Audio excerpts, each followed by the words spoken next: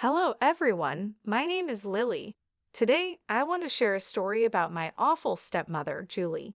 I'll call her Julie because she never acted like a mother to me or even wanted to try.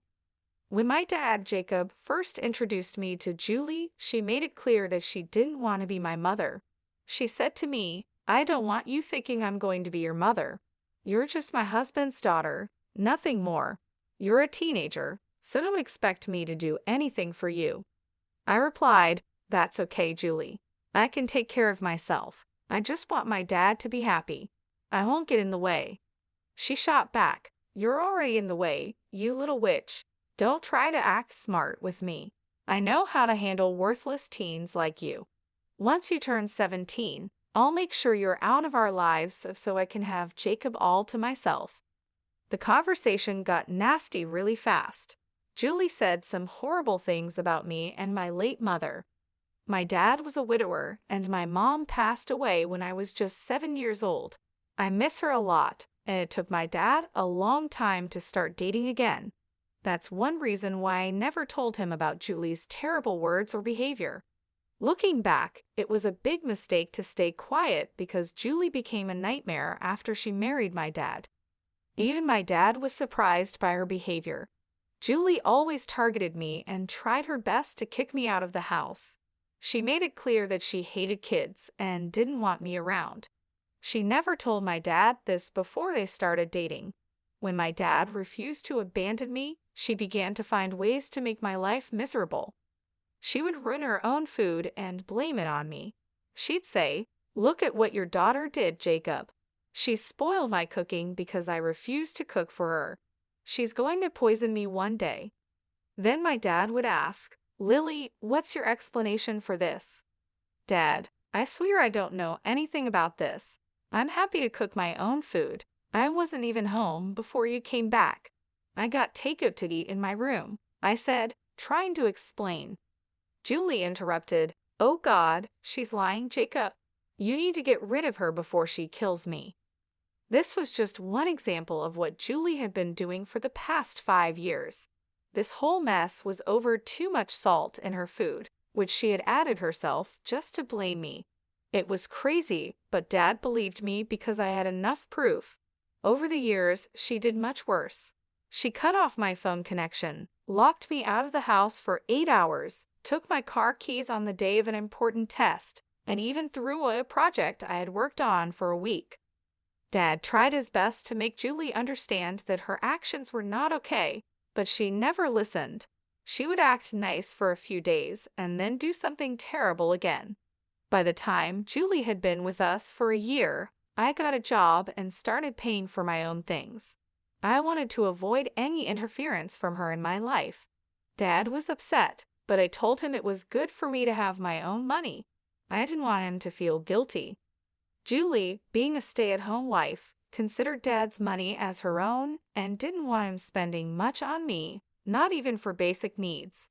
I tried to stay out of her way as much as possible, hoping she'd leave me alone. But she never got the hint and kept bothering me. She was determined to get rid of me from her life and the house, but she had no idea what was coming. The big drama happened a few weeks after my 17th birthday. Since then, Julie had been in a great mood, often singing happily around the house. I knew why she was so cheerful. She thought she could finally get rid of me. Little did she know, I had overheard her talking to her friend on the phone about how she planned to kick me out. I was aware of her plan, but she had no idea what was coming for her. One day, I came home from work and saw my stuff packed in my room. Instead of being upset, I was amused. I said, "Hey Julie, why is my stuff packed and waiting in my room? Are we going on vacation?" "Don't act so smart, Lily. I hope you remember my words," she snapped back. "I told you that once you turned 17, I would make you leave. Well, now it's time for you to go. I've decided to be nice and pack your things to make it easier for you. You want to kick me out of my house. Oh no, Lily, this is my house and I don't need to keep you here anymore. I'll deal with Jacob later, but you are definitely leaving." Julie had a smug look on her face, showing like she was happy with herself. She was already thinking about what to do with my room. But I said, "Not so fast, Julie. Karma is coming for you." I calmly took some papers from my bag and gave them to her. She looked confused, so I smirked and said, "I think you should look at these papers first, Julie. I've been meaning to give them to you for a while. It's good you mentioned eviction today. It reminded me of these documents." "What are these papers? Why do I need to read them?" she asked.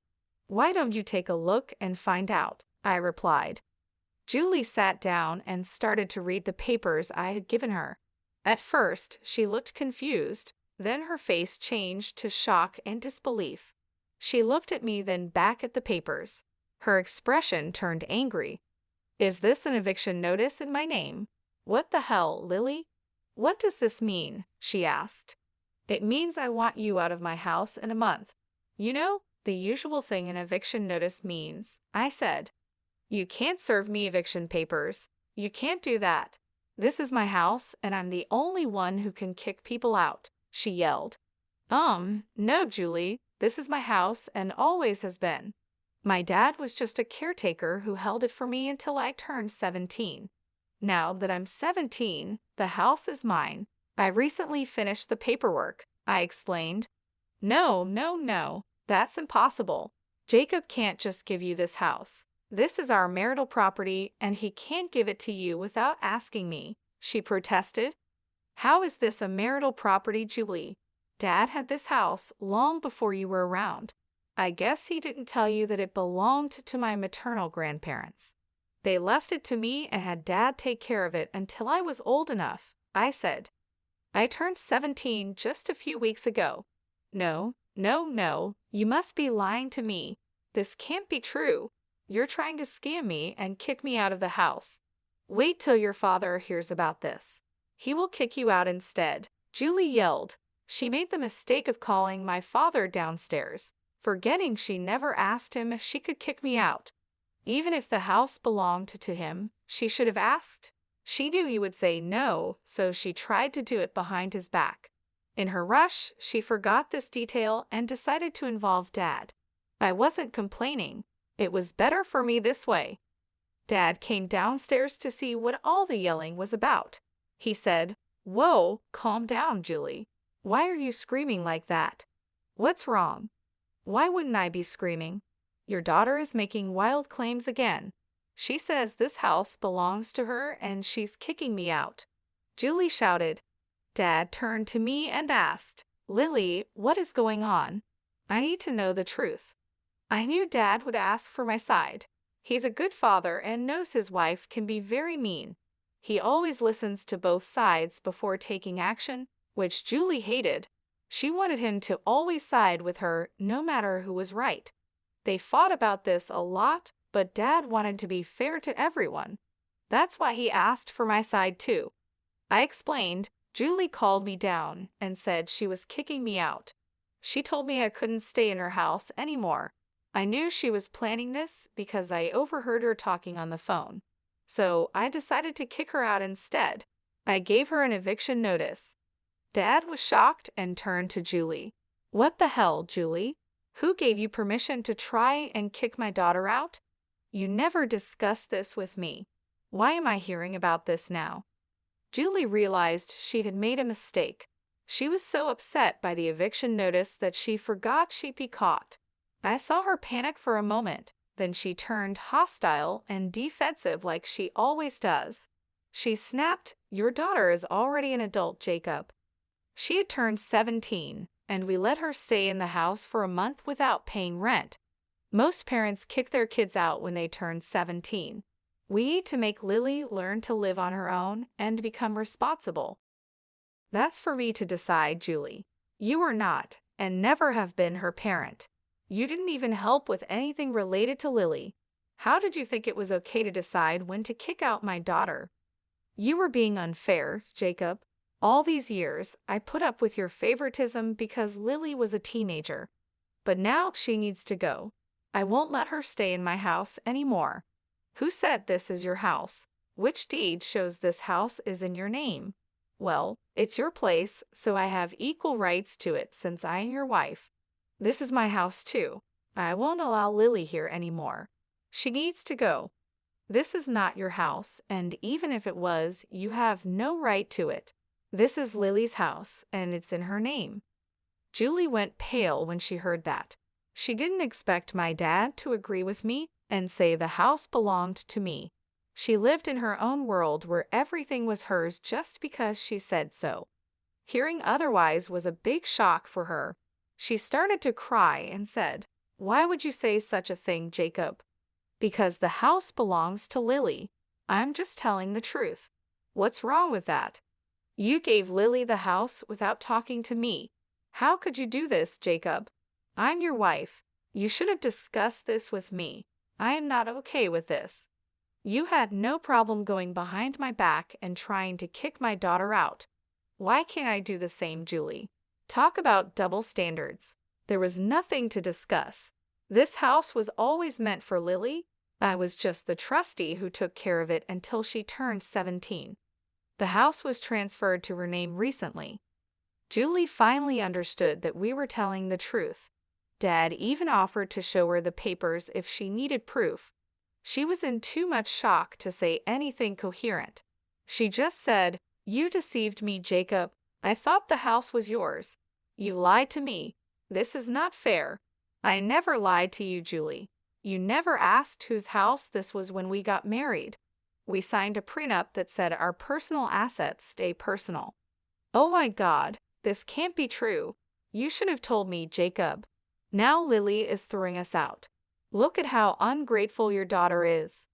"Jacob, I'm not throwing you out, Julie. That's just for you. You won't get to live in my house anymore. I might have let you stay, but after you tried to kick me out, I changed my mind. You're the one who has to leave. If you kick me out, your dad will follow too. We're a couple. He won't leave his wife." My father laughed out loud. He had been thinking about leaving Julie for a while, but he wasn't sure. Today made the decision easy for him. He said, "Actually, no, Julie.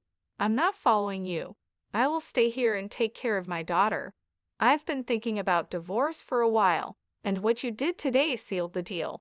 I'll be filing tomorrow. Be ready for it." "Wait, are you going to divorce me? You want to leave me for your daughter? You can't do that." "Yes, I can, Julie. Did you think I'd forgive you for tormenting my daughter for 4 years? Absolutely not. I thought you might change, but I see now you'll always be toxic. I don't want someone like that in my or my daughter's life." Julie stepped back as if she had been hurt. She never expected a divorce so soon. My dad is usually a quiet man who doesn't do anything drastic.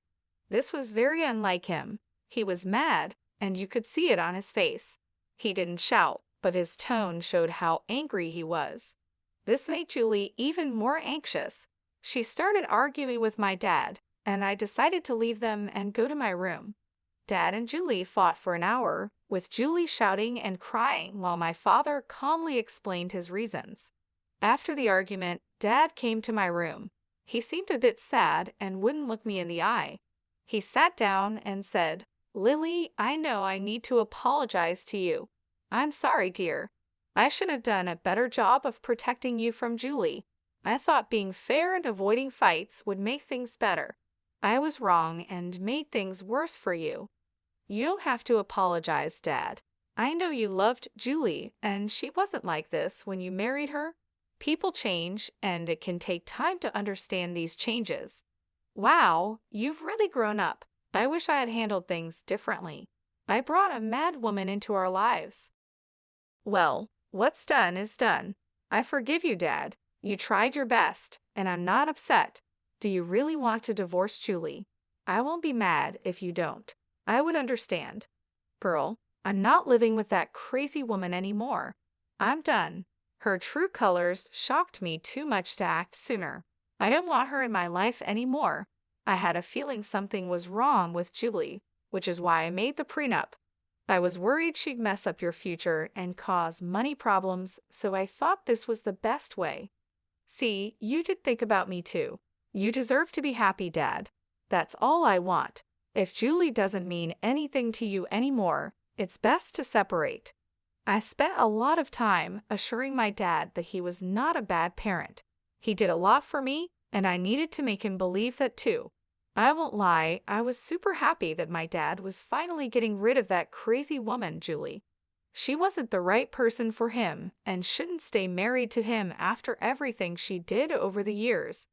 The talk with my dad went well, and he went to the guest room to sleep that night. I finally felt peaceful knowing that Julie would soon be out of our lives for good. It felt great to teach her a lesson.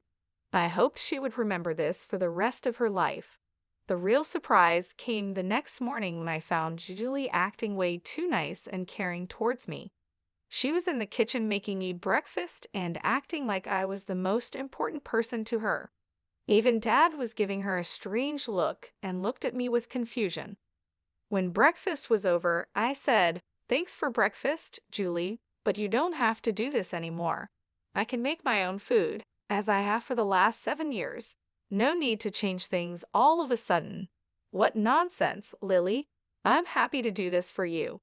Eating together can bring us closer as a family," she replied. "What's the point? We won't be a family much longer. You should have done this years ago. It's too late now." "Oh, come on, Jacob. Don't be so hard on me. I'm trying. I can make this work. I'll start being a better parent to Lily. We'll be the best mother-daughter duo ever, right, Lily?" I knew what Julie was trying to do. She was cornered and spent the night coming up with a plan. I knew better than to trust her. Looking at Dad, I could see he wasn't going to trust her either. He just looked a bit amused. Since Julie was waiting for my response, I said, "I don't think so, Julie. First of all, I'm 17 and don't need a new parent. I pay my own bills and will be off to college soon. Secondly, you are not and will never be my mother. That word doesn't suit you at all. Lily, I'm sorry for being so mean to you before. You need to give people a chance. We could be a happy family if you just give me a chance. It will also help strengthen my marriage with your dad." Dad replied, "Julie, you have a few months left of this marriage. I don't know what you're trying to strengthen. If it's an attempt to stay in this house, I'm sorry to say it won't work. You're being kicked out, and I'm going to divorce you anyway. The damage is already done. There's no point in trying to act all innocent and sorry now. I know you better than that, Julie." She saw that her new plan wasn't working, and it seemed like she had run out of options. Julie couldn't threaten to ruin Dad financially because of the prenup she had signed when they got married. She had no leverage left. Her only remaining tactic was to beg and cry, hoping for some sympathy. She started crying hysterically, pleading with me not to kick her out. She begged me to talk to Dad and ask him to give her another chance. She then turned to Dad, begging him to be more forgiving and to reconsider his decision to divorce her. The entire day turned into a long, painful ordeal with Julie begging and pleading for mercy. Since both Dad and I were off work that day, we had no choice but to endure her desperate attempts to change our minds. She followed us around the house, tears streaming down her face, and her voice trembling with desperation. Dad had to step out for a while to contact his lawyer and start the divorce process. Julie's pleas continued even when Dad was gone, as she tried to convince me to intervene on her behalf. When Dad returned, he was visibly tired of the drama. He informed Julie that he had already taken steps to file for divorce. Julie's face went pale when she heard this. She realized that her attempts to sway us were futile. The next few days were filled with more of Julie's emotional breakdowns. She would alternate between crying and trying to put on a cheerful face, hoping to win us over with kindness. But it was too late for that. Within a week, Julie received the divorce papers. Dad's lawyer had them delivered to her, and her reaction was a mix of shock and resignation. The realization that her marriage was over seemed to hit her hard. She stopped her begging and crying after receiving the papers, understanding that her efforts were in vain. The cold reality of her situation started to set in. Dad sat her down and explained that she would need to find a job if she wanted to have a place to live and afford a lawyer for her divorce proceedings. Julie, still clinging to the hope that she could somehow fix things, promised she would find a way to support herself. She was convinced that she could change our minds if she tried hard enough. She kept saying that she would prove herself and make things right, but we both knew it was too late. As the days passed, Julie's presence in the house became more and more unbearable. She would try to engage in conversations, acting as if nothing had happened, but it was clear that neither Dad nor I wanted to have anything to do with her anymore. The tension in the house was palpable, and every interaction with her felt forced and uncomfortable. Finally, the month came to an end, and Julie was still holding on to the hope that we would let her stay. She kept her belongings packed, waiting for a last-minute change of heart from us. But when the time came, there was no reprieve. We had been clear about our intentions from the start, and now it was time to follow through.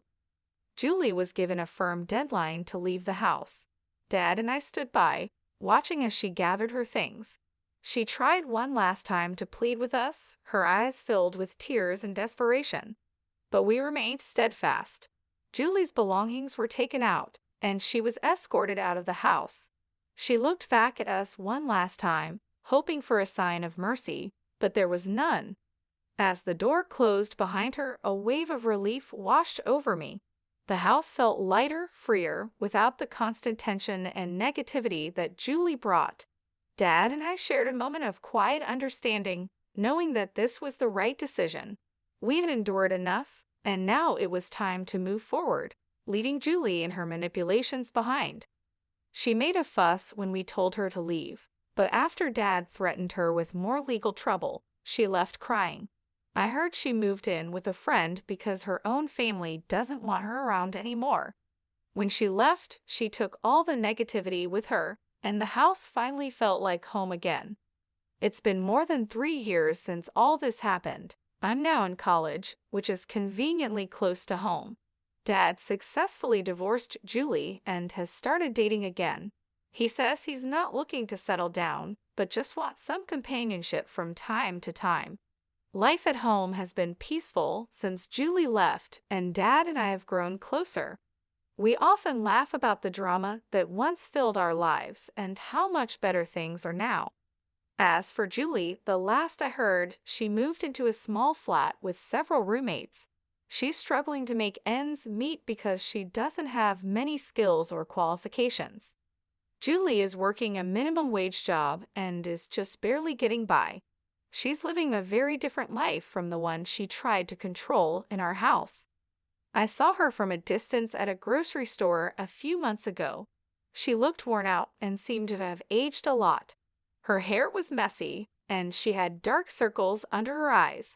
She looked nothing like the confident woman who tried to take over our lives. It was clear that life had taken its toll on her, and she was no longer the powerful person she once pretended to be. Seeing her like that made me realize that karma had caught up with her. She tried to manipulate us and take control, but in the end, she ended up with nothing.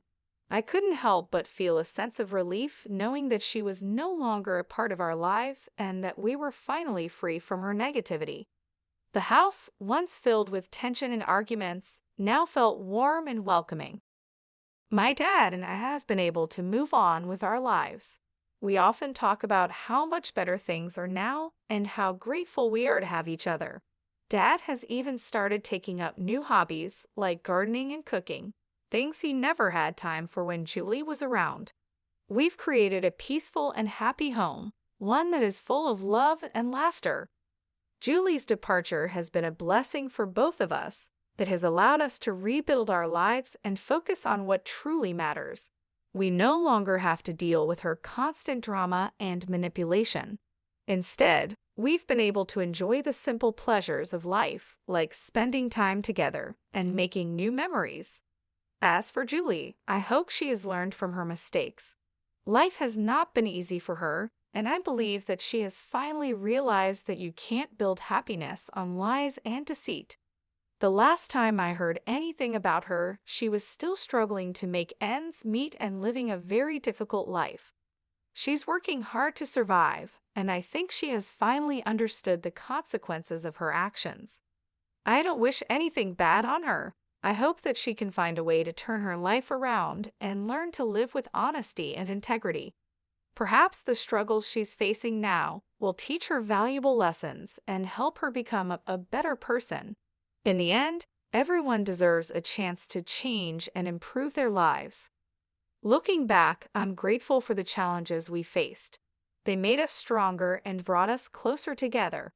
My dad and I have become a great team, and we've learned to appreciate each other even more. We've built a life filled with love, respect, and understanding, and for that, I am truly thankful. Julie's story serves as a reminder that trying to hurt others and take what isn't yours will only lead to your own downfall. It's important to live a life of kindness, honesty, and respect for others. I hope Julie has found some peace in her new life and has learned from the mistakes she made. As for us, we are happier than ever, and we know that no matter what challenges come our way, we can face them together